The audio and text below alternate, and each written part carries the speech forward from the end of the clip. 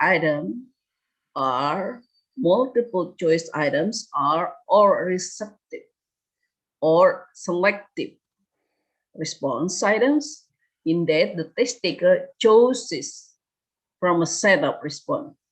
So multiple choice items has a set of response, yeah. And in this case, a test taker or a person or a student who joined the test is not creating a response, but he or she is choosing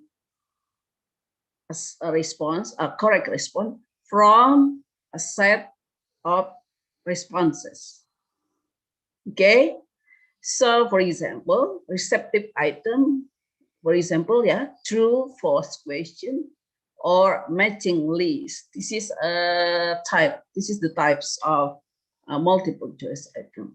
And remember that multiple choice item has a stem. You know a stem? You know a stem? What is a stem? Nah, oke, jadi payah lagi kalau gitu. Every multiple choice item has a stem which present a stimulus and several options. Option of what?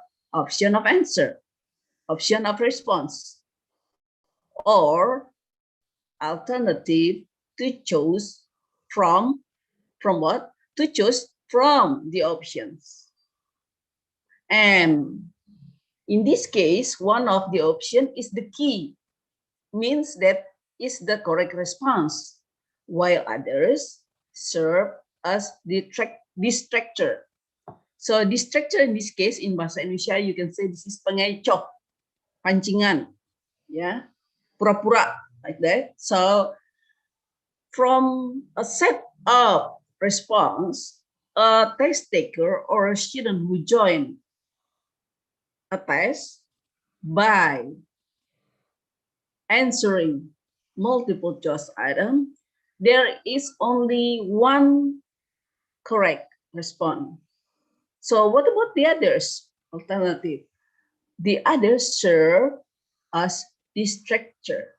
Later you can see the example of this idea.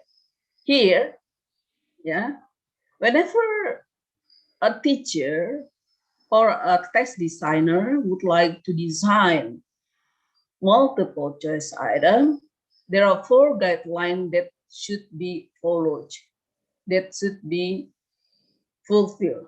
The first one is design each item to measure a specific objective. Okay, design each item to measure a specific objective. So again, don't forget to state a specific objective for each item. So this can be done by a test designer whenever he outline test specification. Yeah, last meeting we have discussed about that. Yeah, if I'm not mistaken, we have discussed in meeting 3, if I'm not mistaken. And again, whenever a test designer designs multiple test items, please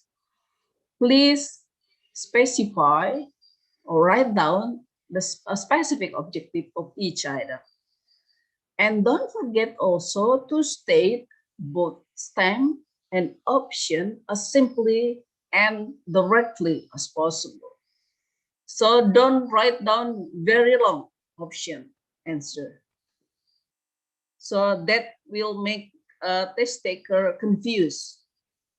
Whenever you, when someone join TOEFL, yeah, you can find there are many options over there. There are many set of responses over there, and sometimes test taker confused.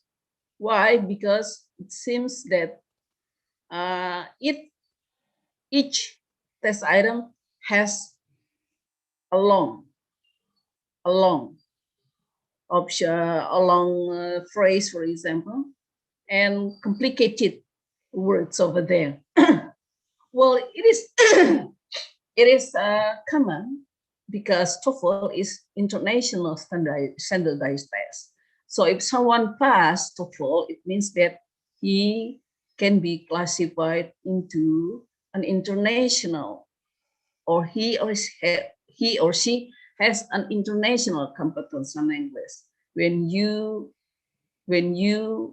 pass TOEFL test and got the score 500, for example, that's why not all of the students who join TOEFL test is or are able to pass the test once. The common the in common, at least a student can pass TOEFL with a score, for example, grade 500, not only once, but twice or even 3 times. Why? Because that is a standardized, international standardized test for measuring the proficiency, English proficiency of a student who want to join a university abroad, for example. Yeah? And the second one, but in this second statement, the second guideline, this is a guideline for classroom tests. Yeah, not as an international standardized test, but this is for assessing the capability or the proficiency of English of the students in a particular class. That's why you study how to design a classroom test, design a classroom test items. And this morning, again, we discuss about how to design a multiple choice item. The second point is make sure that the intended answer is clearly the only correct answer. Not two, but only one. So the only correct answer. Okay? If you design and provide more than two correct answers, it means that your task is not good. So a good multiple choice item must consist only one correct answer. Okay, so this is the way how to design, how a test writer, how to test designer should keep in mind the important thing whenever he or she is going to design multiple choice items. And the second point, or the second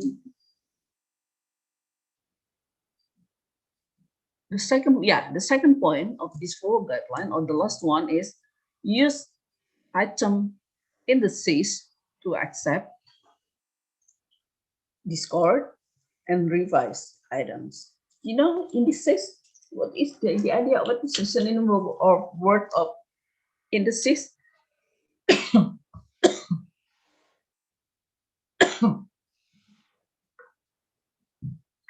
Use item indices to accept, discard, or revise item. This idea means that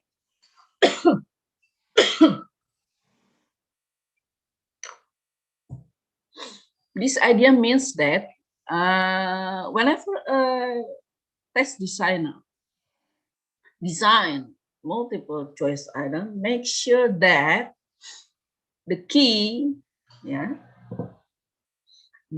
answer is accept, discard, and also it can be revised whenever it is not correct.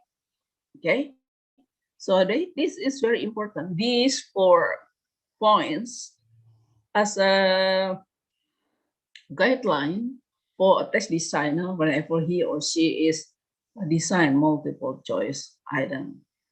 Okay, let's see the next. In this example, you can see how a test designer or a teacher candidate implement the 4 these points, the 4 guidelines whenever he or she designs multiple choice items. Okay, so this is point 1 of those 4 guidelines, of these 4 guidelines. Let's see specifically one by one. Each item measures a specific objectives. Okay. Now I would like you to read this example. Example of test. Okay, this is the implementation of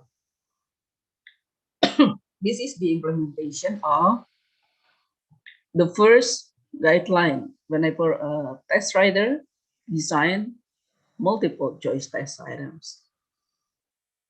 That each item of multiple choice test item measures a specific objective.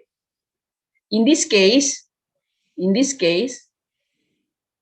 a test designer provides or designs a test item for speaking, because here he or she writes voice. You can hear a voice over there, out there. I mean, where did George go after the party last night? And the student will answer based on these 4 options. But remember, there is only one correct answer from these alternative responses. From these alternative responses, or a set of response, yeah, A, B, C, and D, there is only one correct answer. And in this case, a test writer, sorry, a test taker needs to choose only one correct answer. Okay, so in this example, you can see that the alternative answer A, the answer is yes, he did. Alternative B, because he was tired. Alternative C says to Jack's place for another party. And alternative D says around 11 o'clock. So based on this question that a test taker listen to the voice, where did George go after the party last night? And it's impossible for a test taker to say yes, he did, or it's impossible for someone or a student says because he was tired, because the WH question here is not yes no question but WH question. So where, in this case, where did George go? This question is to see the student's ability or the student's mastery on WH question, not a yes no question. So this is the idea that each item measures a specific objective. In this case is by answering this question, a teacher can detect whether a student is understand the concept of WH question and specifically the use of where. Where did George go after the party last night? So this is referred to as a particular place, And the correct answer that a test designer provide here is option C or alternative C. That's why, where did George go after the party last night? And the correct answer is to George went to the party. Sorry, George went after the party last night to Jack's place for another party. Or in short answer, a student can say to Jack's place for another party. Where did George go after the party last night? Oh, to Jack's place for another party. It means that George continues to join another party. Okay, so the idea, for example here, alternative A, in this case, this one, I mean, this is designed to ascertain that student knows the difference. So it is possible for students to choose this because he or she knows that this question is referred to WH question, and the word where here is to indicate place. So this is to make sure that the student knows the difference between an answer to WH question and a yes no question. Okay, so what about option B, this one? Okay, and D, this one. Yeah, they function as key item. These are distractor, pengecoh. Okay, so if students know exactly that this WH question is to refer to place, it's impossible for he or she chose option A or option B or option D. Of course, he or she will choose this.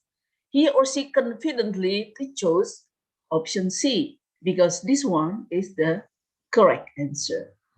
And by answering this correct answer option C, it means that he or she know well the difference between an answer to WH question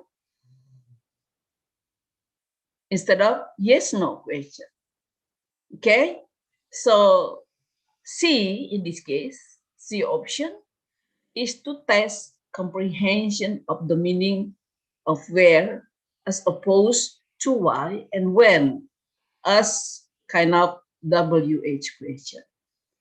Oke, kelas. Ini sedikit complicated penjelasannya memang. Do you get my point? Kelas? Halo kelas? Halo, ma'am. Yes, ma'am. Ngerti nggak kalian yang Ibu jelaskan bahasa Inggris di belepotan sudah Ibunya? Yuk. It's little bit confusing, ma'am, but it's if we understand that clearly, we can get it the point what you explained last time. Okay, if you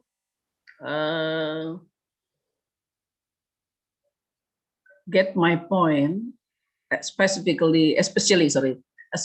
my explanation for number one, explanation of number one, I mean, each item measures a specific objective.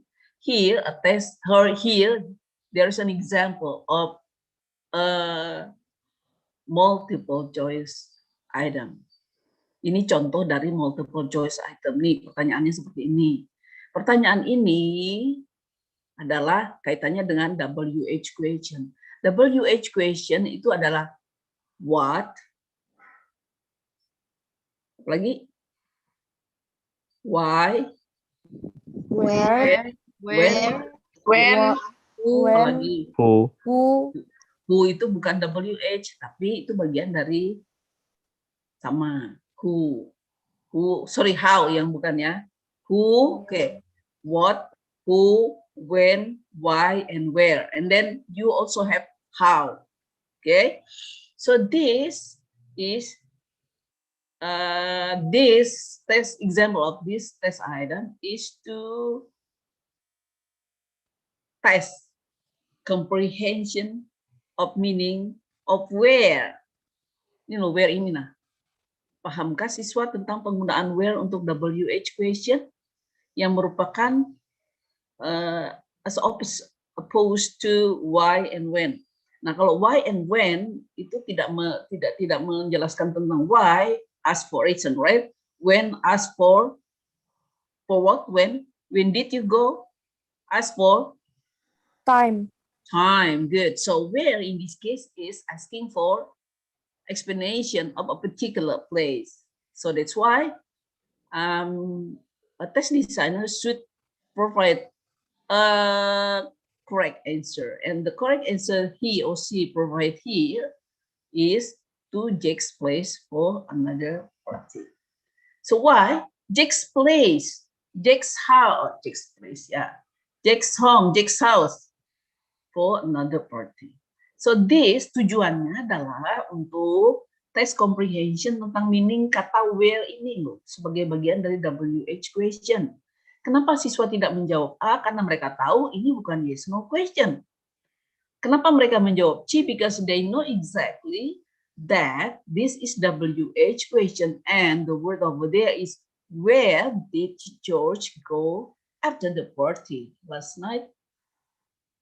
And the test designer provides a correct answer in option C. Okay, so by creating this correct answer, a test designer want to test comprehension of the meaning of where.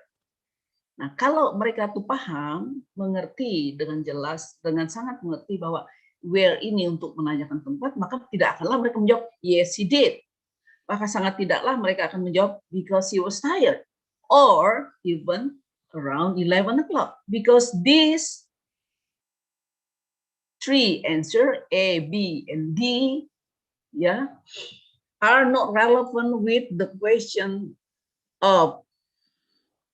word where. Jadi kalau jawabannya yes he did, so itu refer to yes no question. Option B, it's refer to WH question why. And around 11 o'clock, refer to WH question when. Nah, pahamkah kalian maksud Ibu? Ma'am, Ya, apa? sebenarnya kamu nggak layarnya nggak kelihatan, ma'am. Screen-nya. Apanya nggak kelihatan? Share screen-nya, ma'am. Ya itu nggak di-share orang dari sana lagi apa Ibu? Nggak kelihatan kah slideshow-nya? Gimana ini? Enggak, Mem. Tadi Mem belum jadi co-host. Sekarang sudah jadi co-host, jadi Sekarang bisa sudah share screen.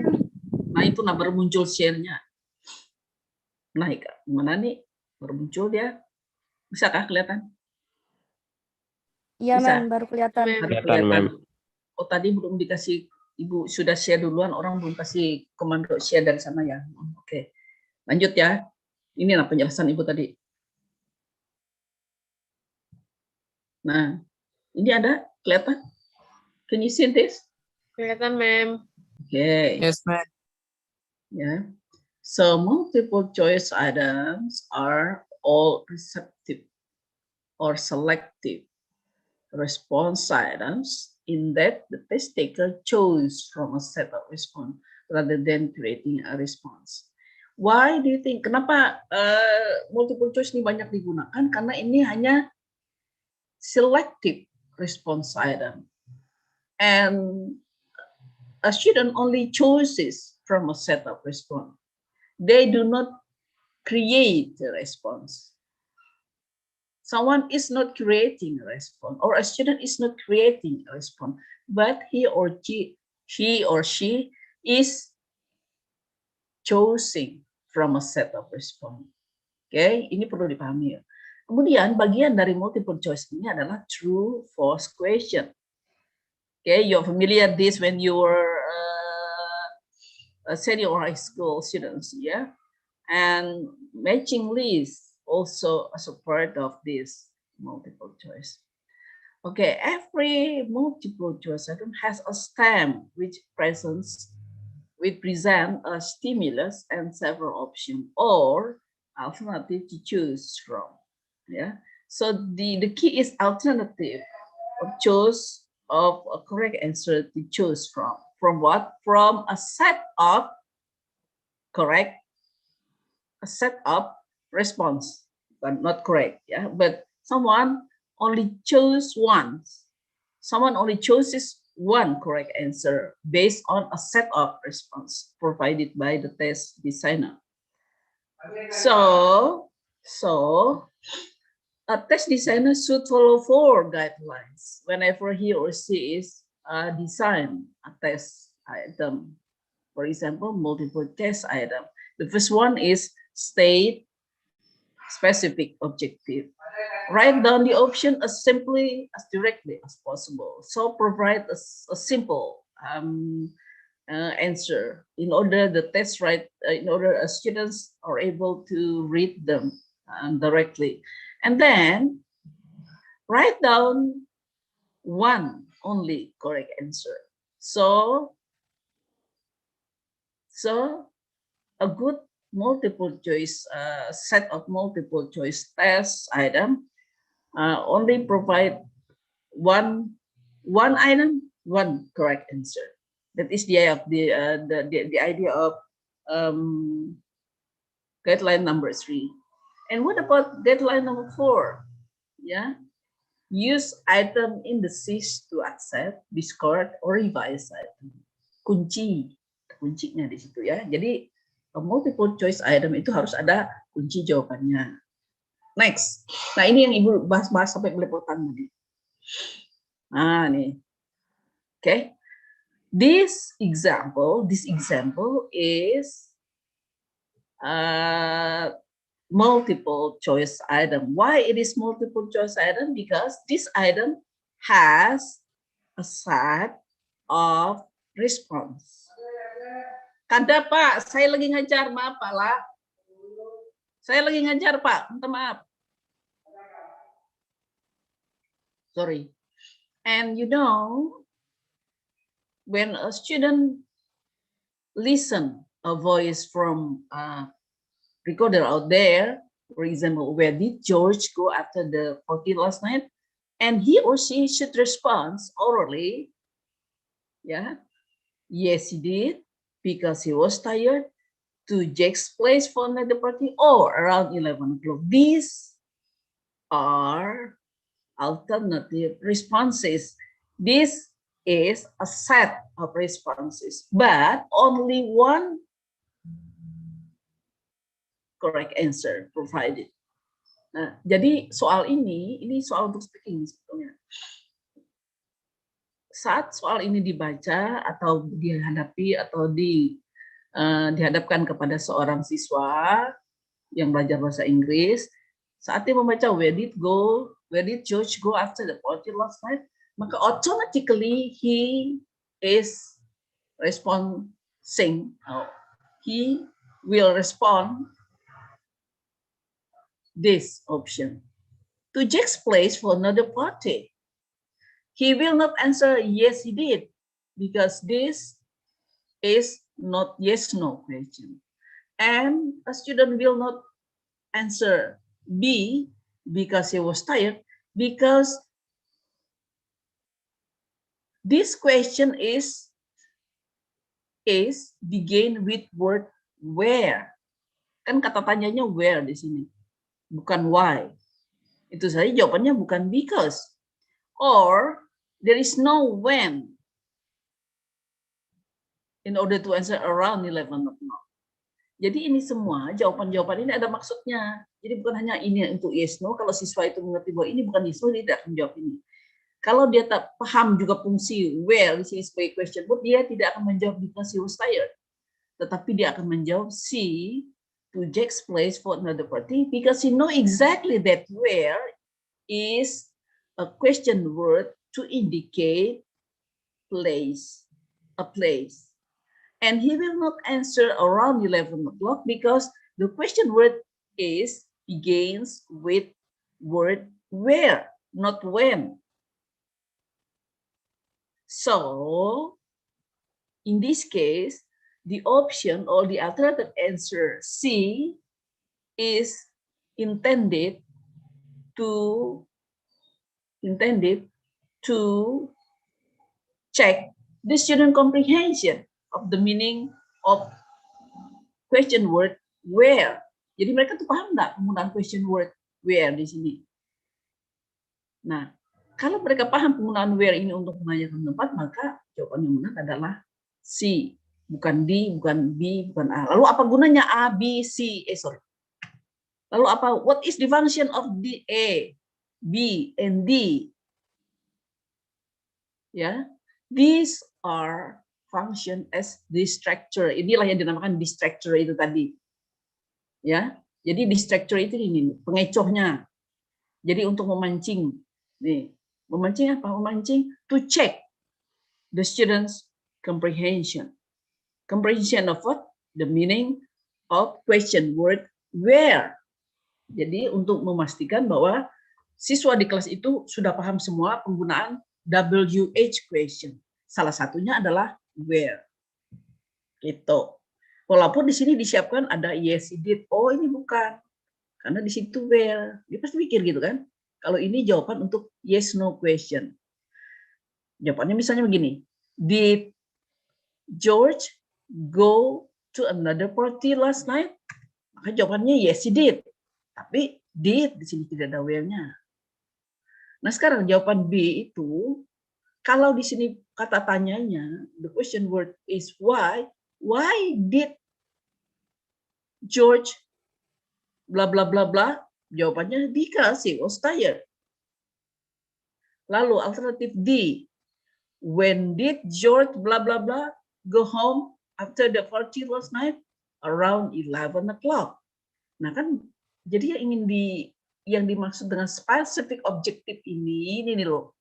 Specific objective yang di atas ini tadi Ibu masukkan bahwa setiap test item itu measure a specific objective means that an item has specific objective, and by provide one correct answer, it means that a teacher makes sure that the students who answer this, for example 20 orang ya, kelas tuh jawab ini semua, yang ini yang benar, maka artinya siswa itu paham fungsi WH question. Tapi kalau yang menjawab ini cuma 2, itu artinya sebagian besar siswa di kelas itu belum paham fungsi dari WH question where ini. Itu nah maksudnya. Nah itulah yang dimaksudkan bahwa tujuan tes itu to measure specific objectives. Okay, so far, do you get my point? Halo kelas. Pahamkah maksud Ibu? Halo guys.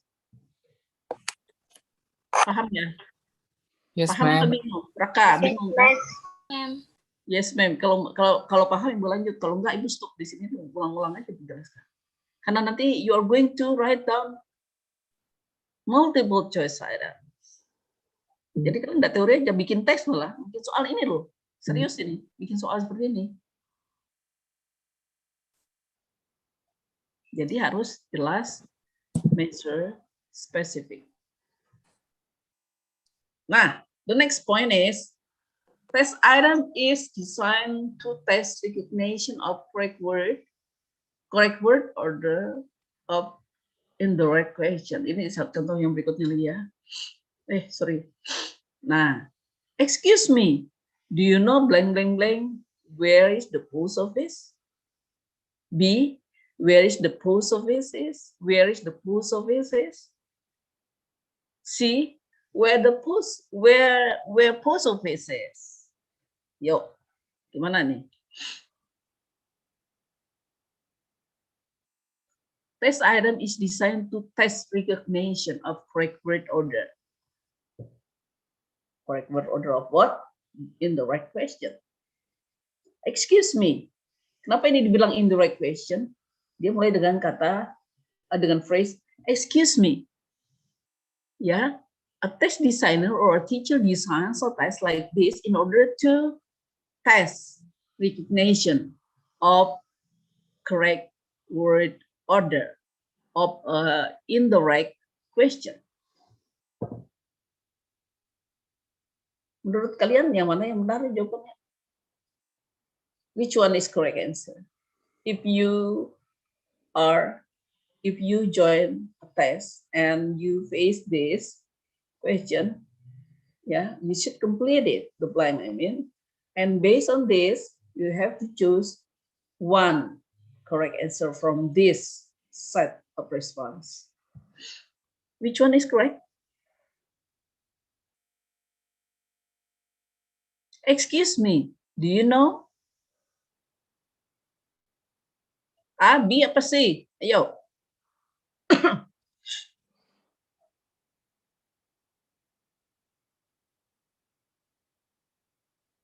Ayo kelas, answer me please. Ma'am. Apa? A. Apa? A. Why A? Excuse me, do you know where is the post office? Okay. Can you explain to me why do you choose A? Remember this. This test item is designed to test recognition of correct word order of indirect question. Nah, jelaskan. Tujuan tes ini soal ini dibuat itu adalah to check student recognition of correct word order. Tujuannya kan, jadi tes ini dibuat untuk memastikan mereka paham nggak correct word order of indirect question. So this is a form of indirect question, right? So your job here is to complete this incorrect question by fill in the blank by choosing the best answer to complete the blank over here. And tadi itu siapa itu? Elizabeth itu siapa tadi suaranya? Elizabeth, ma'am. Okay, so Elizabeth, you choose this. You choose this alternative A or answer A. Where is the post office? So can you explain to me why do you think that this is the best answer or the correct one? Karena urutan yang benar itu In English, please. In English, try in English. because the right order is WH question and then to be and then the complement. The complement. Okay, good. So by choosing this, I can detect that you know exactly, you know well, yeah, you have a good recognition of correct word order. Order of what? Of the order of indirect question. Jadi dengan Elizabeth menjawab pertanyaan ini tadi, I know exactly that she recognized well the order, the word order of indirect question or the correct word order of indirect question. Why don't you choose this? Where is the post office is? Remember, this is question. This is a form of indirect question. Jadi ini contoh dari indirect question. Urutannya seperti ini. Urutan yang benar itu seperti ini. Excuse me, do you know where the post office? Or where is the post office is? Or where post office is? Yang benar adalah A, where is the post office? Yeah, again, where is WH question to indicate place. Where is the post office? Do you know where is the post office? Excuse me, do you know where's the post office? Someone or a student will not choose this because this is not good order of indirect question. Or it's impossible for a student to choose option C. Why? Because it's not relevant of correct order of indirect question. Nah, lalu apa gunanya mereka berdua ini, B and C? These are function as distractor. Pengecoh lagi. Pengecoh apa? To check whether a students know exactly of correct order of indirect question. Okay, so option ini di sini juga salah ini. Where post office is missing definite article. Okay, so a good student will eliminate istilahnya this alternative automatically. Kan nggak ada nih the post office. Nggak ada the-nya di sini. Nah ini namanya distractor. Jadi C and D itu distractor. Pengecohnya aja. Semuanya where, that's good. But when you read this completely, this is incorrect. This one is incorrect too. So these are incorrect word order of indirect question.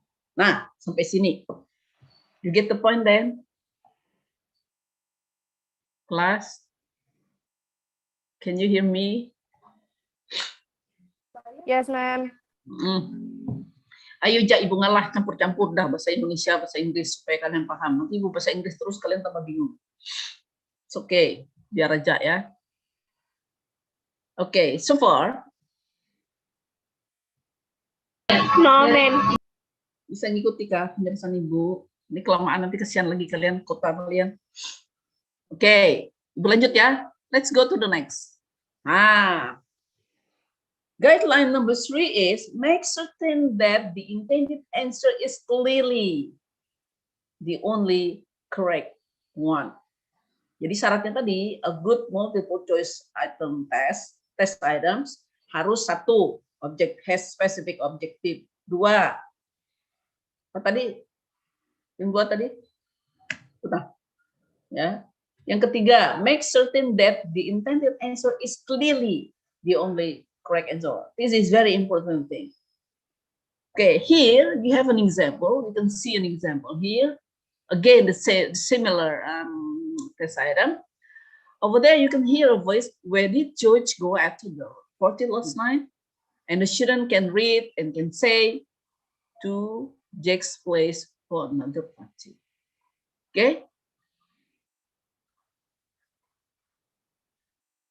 So in this case, you can see here that this is the only correct answer. This is an example of the only correct answer.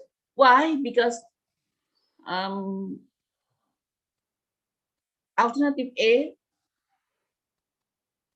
is incorrect, alternative B is incorrect too, and alternative D or point D is incorrect too. So the only correct answer is only one. What is that? To Jack's place for another party.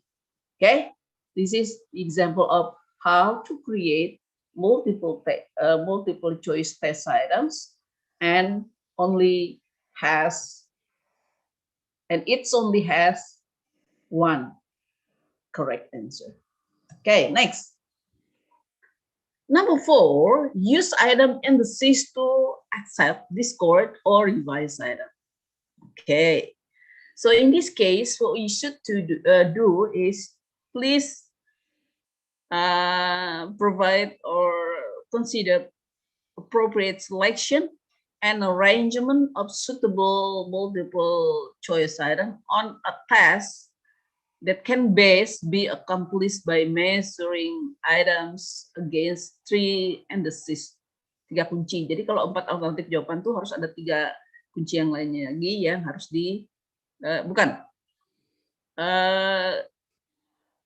what I mean here is the key answer. So in that case, in order to provide 3 indices or key, you can check item visibility, you can check item discrimination, and also distractor analysis. So this is very important. Yeah. Why? Because a good multiple choice test item should be valid. It also should be reliable. It should reliable. Yeah.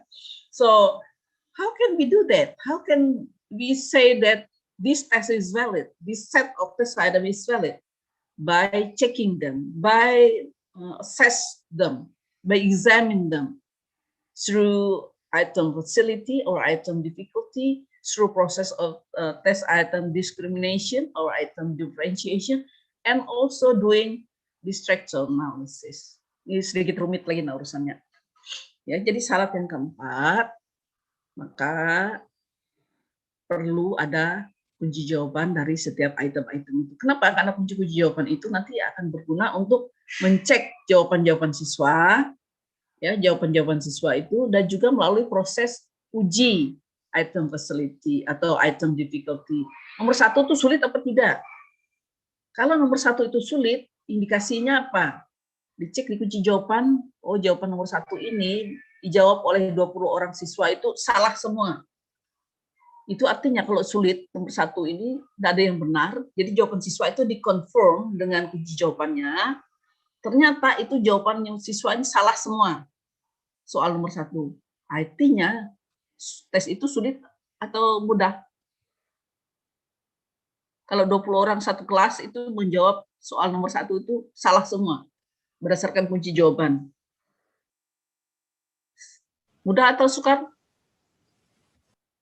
Ayo jawab Ibu dulu. Sukar atau mudah? Sulit atau mudah? Sulit, Mem. Sulit. Sulit, ma'am. Kalau satu kelas itu 20 orang siswa, soal nomor 1 yang disusun oleh Bu Elan itu nggak ada yang menjawab dengan benar. Artinya itu sulit. Sulit sekali. Mungkin itu di luar kurikulumnya misalnya. Dari mana-mana, nah misalnya ya, atau penyusunan soalnya tidak clearly, directly, ya, tidak jelas. Yang berikutnya, kalau soal itu bisa dijawab oleh 5 orang saja dari 20 orang itu, soal nomor 1 misalnya, itu artinya apa? What does it mean? Soal nomor 1 nih, Bu buat soal. Lalu nanti pas ini nih, pas kegiatan mites, ada multiple choice item. Ini Ibu buat nanti. Lalu kalian menjawabnya dari sekian itu yang nomor 1 soalnya itu yang jawab benar cuma 5. Sulit apa mudah soal tersebut? Yang menjawab benar dari 20 orang itu cuma 5 orang. Sulitkah atau mudah? Sulit, Mem. Sulit lagi. Ini Ibu cek, kalian paham nggak idenya itu? Nah, there is a multiple choice item, number 1. And when I check the student answer and confirm it with the answer key, yeah, I found out that 15 students are able to answer question number 1 correctly. Dari 20 orang itu, 15 orang bisa menjawab dengan benar soal nomor 1 itu. Artinya apa? What does it mean? Artinya apa? Kalau soalnya nomor 1, nih Ibu susun ada soal 20. Peserta tesnya 20. Yang menjawab soal nomor 1 itu 15 orang benar semua. 15 ini benar semua menjawab. Nomor 1 itu. Jadi yang 15 dari 20 orang di kelas itu menjawab soal nomor 1. Dari mana Ibu tahu? Dari kunci jawaban. Dari mana Ibu tahu? Dari dicek kunci jawaban itu dengan jawaban siswa. Nah, dari 20 orang siswa di kelas itu, yang menjawab soal nomor 1 itu 15 orang menjawab benar. Yang 5 orang menjawab salah soal nomor 1. Artinya apa? Apakah soal nomor 1 itu sulit ataukah sukar menurut kalian? Kalau 15 orang dari 20 orang siswa itu bisa menjawab soal nomor 1 itu benar. Mudah, Mem. Mudah, Mem. Mudah, Mem. Mudah kan? Berarti pintar semua mereka. Siswa itu pintar semua. Atau itu tadi soalnya mudah, ya. Yang pasti kita positif thinking aja lah. Mereka pintar semua, kan? Nah, itulah makna dari item difficulty. Nanti ada item discrimination. And then the last one is the structure analysis. Let's see. Nah, ini dia. Kalian sedikit alergi yang lihat angka-angka ini. Multiple choice item. Nah, untuk menguji tentang item facility, ya, yang tujuannya adalah item facility is the extent to which an item is easy or difficult difficult for the purpose of test taker. Nah, jawabannya. Ya. Jadi item facility itu adalah untuk menguji tingkat kesukaran atau kesulitan soal tertentu ya, arti specific item. An item is too easy whenever 89% of respondents get it right. Ini nah penjelasannya. Jadi item facility atau tingkat keseluruhan soal itu dikatakan is too easy whenever 99% of respondent in this case is the respondent in this case is a student or students get it apa menjawab soal tersebut right, so they're able to answer a particular item correctly. Nah, or a test item or an item is too difficult. Jadi soal itu sukar whenever 99% of respondents get it wrong. Ya, ini kurang S-nya. The respondents get it wrong. Nah, how can I get this score? 99%. Nih, ada rumusnya. Nah, sorry ya, masuk kelas evaluation itu sedikit pusing kepala kalian lihat rumus-rumus nanti. But it's okay, just enjoy it. So if student answer the item correctly, ya misalnya mereka menjawab soal itu tadi yang ibu bilang tadi. Soal nomor 1 itu dijawab oleh siswa dari 20 orang itu menjawab katakanlah 13 orang menjawab benar. Maka answer correctly 13. Sini ya. Lalu divided by 20. 20 itu apa? Jumlah siswanya. Satu kelas itu jumlahnya 20 orang. Dibagilah itu, maka Anda dapat 65%. Nah, kalau 65% ini maksudnya apa? 65% di sini adalah soal itu tidak terlalu mudah. Soal itu juga tidak terlalu sukar, artinya sedang-sedang saja, moderate. Nah, kenapa? Karena ada 13 orang. Hampir separuh dari kelas itu bisa menjawab. Lebih dari separuh dari kelas itu bisa menjawab soal nomor 1. Gitu. Atau soal nomor 10. Kan akan kelihatan IV index atau IV value-nya itu adalah soal nomor 1 itu adalah apa ini kursor ibu deh. Mana tadi? Maka apa ini? Nah, ini dia. Maka bila mana soal nomor 1 diujikan kepada 20 orang siswa dan 13 orang dari siswa di kelas itu yang jumlah totalnya 20 orang tadi, ada 13 orang bisa menjawab dengan benar, maka akan kelihatan nanti diskriminasi, item facility-nya itu akan kelihatan di sini. Soal nomor 1 saja. 65%. Dari mana? Ya ini hitungannya dari sini kali 100% nanti. Ya, 0.65. Nah, what does it mean? It means that that particular item is not too easy, nor it's not too difficult, nor too difficult. Artinya tingkat kesulitannya sedang, moderate, gitu. Kenapa? Karena ini di bawah 99%, ya kan? Oh, sorry. Ya, di bawah 90%. It's not too difficult because it's in it 99%. So far, do you get my point? Jadi item facility itu adalah to check whether an item is easy or difficult. Sampai sini, mengertikah penjelasan Ibu? Halo kelas, respond me please. Mengerti, Ma'am. Yes, ma'am. Ya, jadi multiple test item itu akan kelihatan nanti tingkat kesulitannya dengan melakukan uji item facility. Ini ada formulanya. Lanjut. Nah, item discrimination. What is this?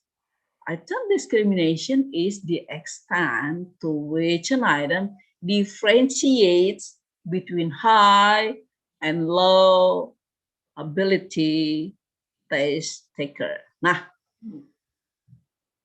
to differentiate, okay? Differentiate what? High and low ability test taker. Soal nomor 10 itu yang pinter, kan biasanya ada top 10, top 10? Di kelas itu kan ada yang top 10, sorry ya.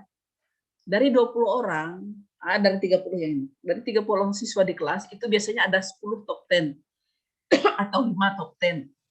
Lalu ada lagi yang di bawah, itu sorry ya, bottom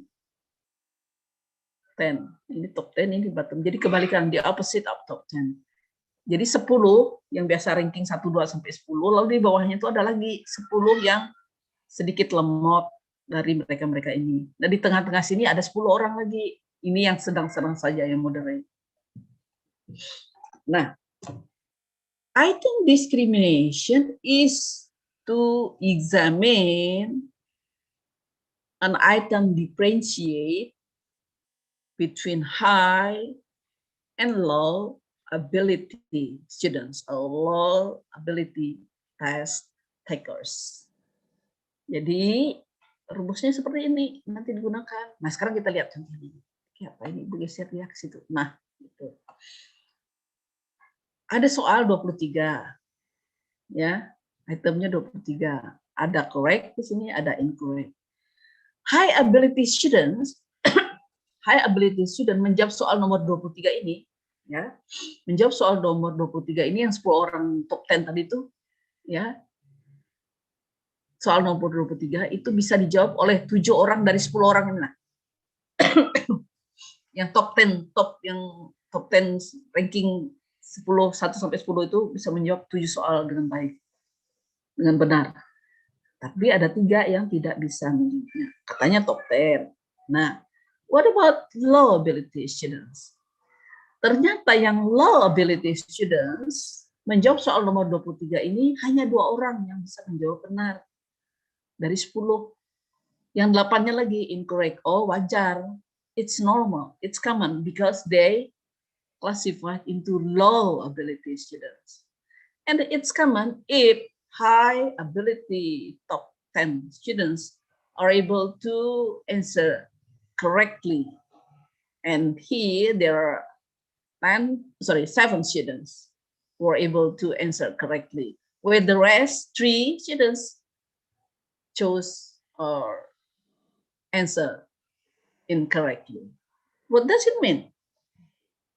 This means that item number 29, yeah, is what? Is at a moderate level. Artinya wajar aja, itu normal gitu. Kalau 7 orang bisa menjawab soal nomor 23 ini, yang ada 3 saja yang tidak bisa menjawab. Kemudian normal juga. Kalau orang pada masuk ke dalam kategori low ability itu cuma 2 yang bisa menjawab. Yang lebihnya itu banyak. Nah, itu. So how can we get this score? Here you can see, in order to get ID index or item discrimination index, you can use this formula to calculate. Here you have 7. 7 is referred to this. A group of students who are able to answer correctly item number 23. Ini 7 ini dari sini. Lalu 7 ini dikurang 2. Ini kan correct semua nih. Si 7 ini dikurang 2. Yang ini high ability student, yang ini low ability student 2 orang. Ini 7 orang. 7 kurang 2 sama dengan 5. Okay? Lalu ini dia, setengah dari 20 jumlah siswa di kelas itu. Ini sudah standarnya, setengah kali jumlah siswa nih of 2 comparison group. Lalu dapatlah nilai 50. Kok dapat 50 di situ? Dari mana dapat 50? Coba kalian pikir. 5 kali 10. 5 dibagi 10, kok dapatnya 50? Dari mana coba? Nah. Nih. Harusnya berapa? Harusnya 0,5. 0,5. Nah, karena dikali 100 menjadi 50%. Artinya apa?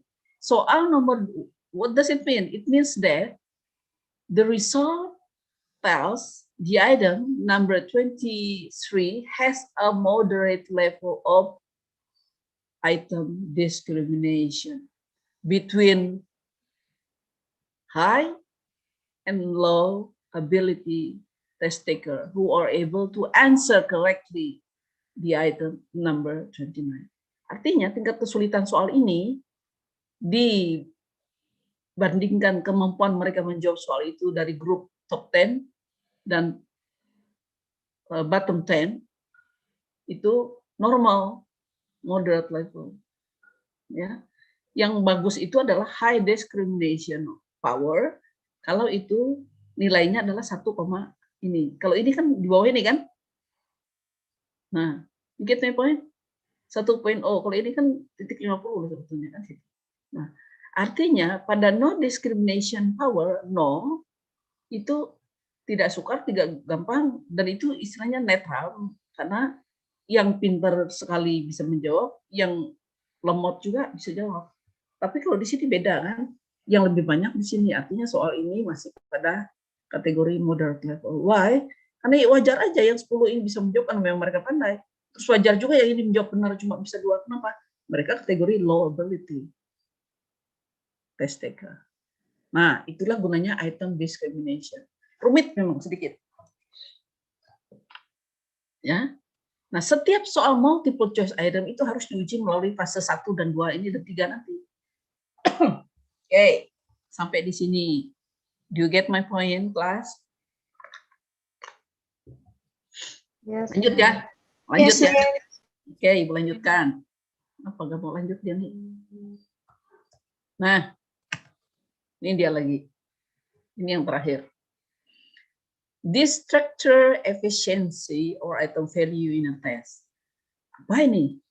What does it mean? This structure efficiency is the extent to which the structure lure or trap a sufficient number of test takers, especially low ability ones, and B, those responses are somewhat evenly distributed across all the structure. Oke, maksudnya adalah this structure efficiency itu kan alternatif jawaban yang ibu bilang di sini tadi. Nih alternatif kan. Ini di structure. Ini di structure juga, ini di structure. Ini yang correct answer-nya. Oke? Nah, sekarang lari ke sini.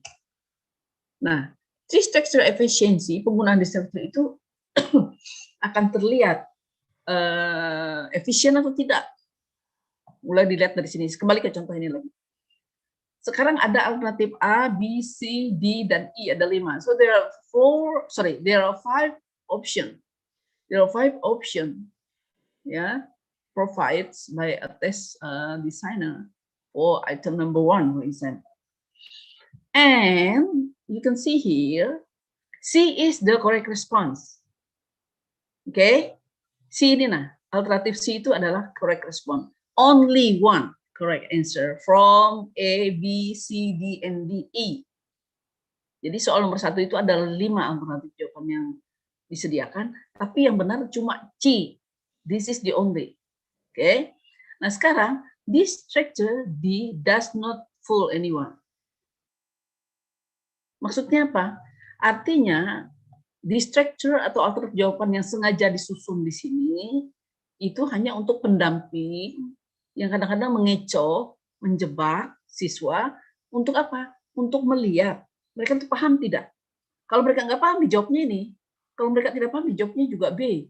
Tetapi yang paham tidak akan menjawab B, tidak akan menjawab A, tidak akan menjawab D, tidak akan menjawab E. Tetapi they confidently chose option C. Nah, dari sini kita lihat high ability student dari top 10 itu memilih 7 dari jawaban soal nomor 20 misalnya. Mereka tahu karena ability 7 di sini. Dari 10 orang itu tadi ya. Nah, sementara yang low ability ini ada 2 orang. Itu juga normal. Kenapa? Karena dari mereka ini kan lowest 10. Yang ini top 10. Indikasinya sini lebih sedikit, sini lebih banyak. It's normal. Artinya soal itu tadi, itu fungsi di structure-nya itu ya hanya untuk memenuhi, untuk melengkapi saja. Ya. di sini diistilahkan to attract some attention from low ability students. Nah, ini kan menjebak. Inilah contohnya, menjebak low ability students tadi. Coba perhatikan yang high ability itu kan dia jawab no di sini. Dia tahu A itu salah jawabannya. Dan high ability student juga menjawab B cuma satu. Dia tahu ini yang 10 orang itu tahu bahwa jawaban B itu 9-nya tahu ini salah. Cuma satu yang terjebak menjawab B. Terus yang menjawab benar itu 7 orang dari 10 orang itu. Nah, sekarang yang D itu nggak ada karena mereka juga tahu ini salah nih, bukan jawaban yang benar. Tetapi ada yang terjebak dengan alternatif jawaban I, ada 2 orang. And it's common. Kenapa? Lebih banyak, lebih dari separuh yang menjawab C. Artinya soal itu di structure A, di structure B, di structure D, dan di structure E itu sudah benar penempatannya atau penyusunannya. Bagaimana dengan low ability students? Low ability student yang terjebak gitu ya, menjawab salah untuk alternatif A ini hanya 3 orang dari 10 orang. Tetapi yang parah itu yang B. Ya. Jadi yang B ini, alternatif jawaban B ini seems to be fulfill their function to attract who? The lower ability students. Ini kalau yang ini berarti benar nih, yang low ability ini kejebak di sini. Dan kemudian yang jawab benar itu cuma 2. Yang jawab D tidak ada, yang jawab E juga tidak ada. Jadi mereka banyak terjebak di sini. Artinya alternatif A dan alternatif B sebagai distractor, ya jawaban pancingan, jawaban menjebak, ya yang tidak benar itu berfungsi untuk memastikan oh benar nih di kelas itu yang masih belum paham tentang jawaban WH question misalnya itu masih ada. Di sini juga tentang yes no masih ada. Yang jawab rendah, yang menjawab yang correct answer, artinya masih ada di tingkat low ability student, pada kelompok low ability students itu yang pemahamannya sangat rendah tentang WH question. Tetapi yang untuk high top 10, high ability, banyak sekali. Nah, jadi itulah yang dimaknai dengan distractor efficiency. Untuk apa? To examine how the distractor is sufficient or not, especially to check the lower ability ones and those responses are across distractor. Jadi ini untuk uji distractor. Distractor itu ini jebakan jawaban jebakan ini. Nah, A, B, C, D. Nah, rumit kan? Sedikit complicated ya. Jadi ini tes item, satu tes item nomor 20, alternatif jawabannya A, B, C, dan D. Dan cuma disediakan satu jawaban yang benar, yaitu alternatif C. Sekarang mau dicek, kayak apa nih diujikan kepada top 10 student. Jawaban yang benar nih. Yang low ability, jawabannya cuma ini. Lalu bagaimana mereka yang menjawab ini? Lihat yang high, coba kalian perhatikan. Yang high ability student, dia menjawab A itu 0. Karena dia tahu tuh jawabannya salah. Tapi yang low ability, karena dia nggak tahu, masih ragu-ragu, terjebaklah dia menjawab. Berapa orang? 3 orang. Bagaimana dengan distractor? Jawaban jebakan B. Oh, lebih parah lagi. Yang low ability itu separuh jawab salah. Karena mereka nggak tahu low ability. Tapi yang high ability, yang terjebak dengan jawaban jebakan tadi, atau distractor tadi, cuma 1. Dan menjawab benar 7 orang. Sementara distractor point B, kan ya, mana ini? Oke, point B itu yang high ability student ini 0, nggak ada merespon. Ini juga nggak ada. Alternatif B juga cuma 1. Nah, rupanya ada yang terjebak di E ini. Artinya, point E sebagai distractor itu fulfill its function. Dia berguna. Ya, oh ternyata masih ada yang ragu-ragu nih untuk kelompok high ability. Tetapi untuk yang low ability, nah yang parah itu yang ini, menjawab cuma 2 yang benar. Seharusnya di sini lebih banyak loh. Seharusnya seperti ini kan. Tetapi karena mereka memang diklasifikasi sebagai low ability students, maka sangat wajar mereka menjawab benar itu cuma 2 dan terjebak di sini dan di sini. Ini semakin menguatkan bahwa mereka memang pada kelompok low ability. Dan fungsi dari distractor alternatif A, B, D, dan E itu berfungsi dengan baik. Nah, gitu. Jadi ini untuk mengecek seberapa banyak jawaban yang benar itu dijawab oleh 2 kelompok besar di kelas itu yang diklasifikasi sebagai high ability, top 10, dan top lowest, istilahnya top bottom. Bukan, bottom 10. Maaf, sorry. Top 10 and bottom 10. Sorry ya, Ibu terpaksa menggunakan istilah ini karena ini memang sejak teori digunakan. Jadi bukan untuk mengatakan bahwa mahasiswa itu bodoh atau tidak bisa. Karena orang passionnya ada yang kuat di hitungan, ada yang tidak. Ya. Oke, lanjut. Oh, habis sudah. Nah, ini adalah contoh bagaimana sebuah multiple test item itu will be effective or a multiple choice item is good or good whenever you check them using item facility based on item discrimination and also item distractor efficiency. Okay, once again, let me remind you that a good multiple choice item should be examined based on test facility in order to check whether an item is easy or difficult.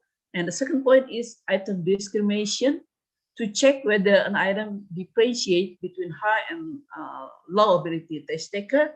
And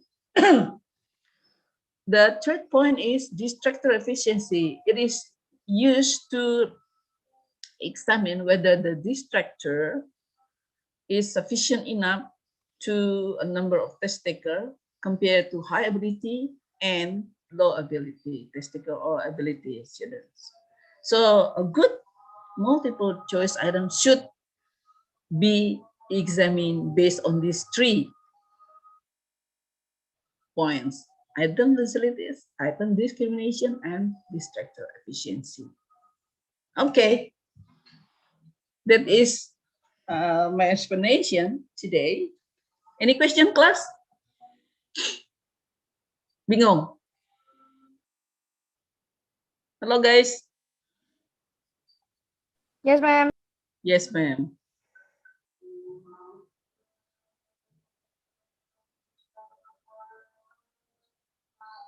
Okay.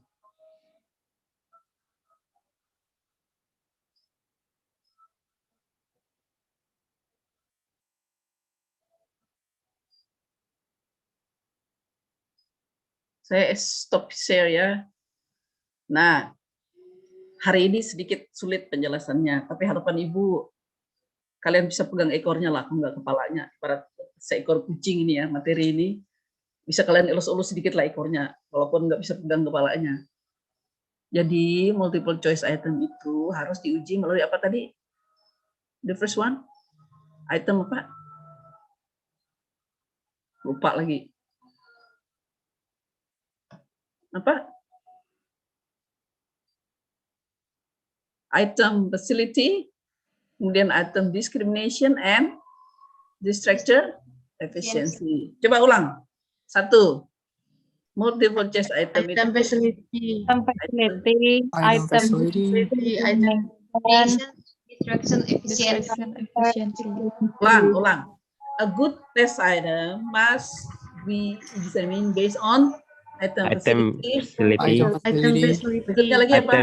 Item discrimination, Item discrimination. Terus distractor efficiency. yang pertama tadi item facility itu apa? Untuk apa? Cek apa? Examine apa? Susah To check. gampangnya 1. or Yang keduanya, apakah Ya. soal itu bisa dijawab oleh yang high level high atau yang level or low level yang student? low level. Terus yang ketiga, distractor analysis tadi apa? Untuk menguji apa? Menguji Nah ini yang sulit. Menguji apa?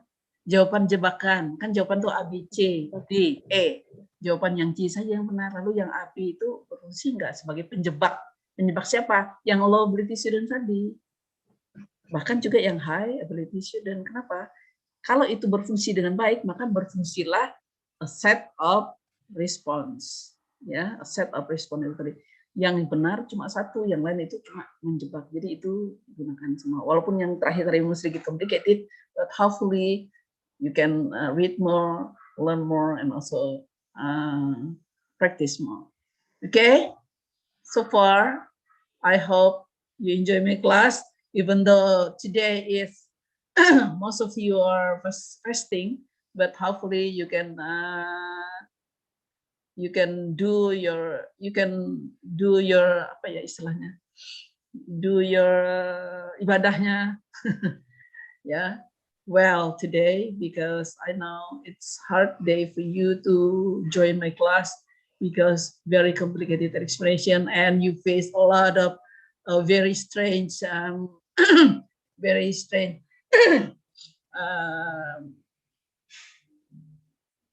very strange say what strange apa tadi istilah sampai jadi nggak fokus punya motor, very strange expression in my class evaluation too. So it's better for you to read more to make sure about item facility, discrimination analysis, or item discrimination, and so on and so on. Okay? Thank you very much for your attention and your participation. Don't forget, go to Google Classroom to fill in the present list over there. Okay? See you. Bye-bye. Next week we can meet again. Bye. Thank you, Bye-bye, ma'am. ma'am. Thank you so Bye, much, ma'am. ma'am. Thank Have a you, good ma'am. day. Yeah. Bye, ma'am. Ibu live ya.